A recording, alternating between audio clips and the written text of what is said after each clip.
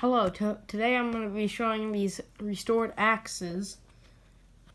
This is my first axe I just completed today. It's got a hatchet handle. Basically this handle it was very close to a Boy Scouts axe handle, but this is not a Boy Scouts axe handle. This is more of a one hand axe for delimbing trees.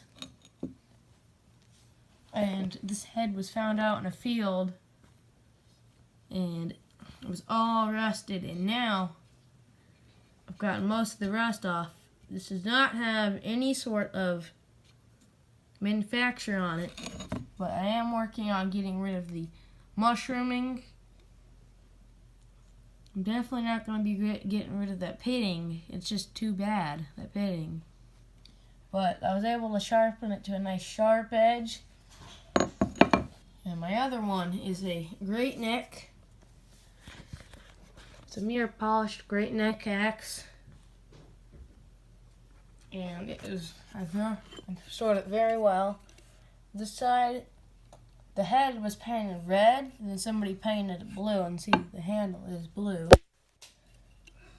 And it's not got as good as an edge as that one I've put on it, but I'm going to have to put an edge on this one too. But this one's in a great neck, and I got rid of the mushrooming on it, of course.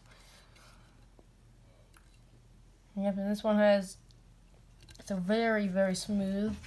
And I've also on this one drilled a hole out in it for a leather so I can hang them.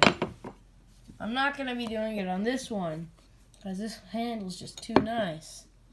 Well, this handle is the original handle of this great neck axe, and it doesn't fit very well anymore.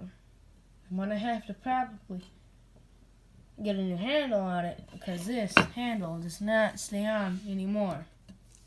And plus, it's got this old beat up handle. It's beat up right here, but the handle's nice. And those are my two axes.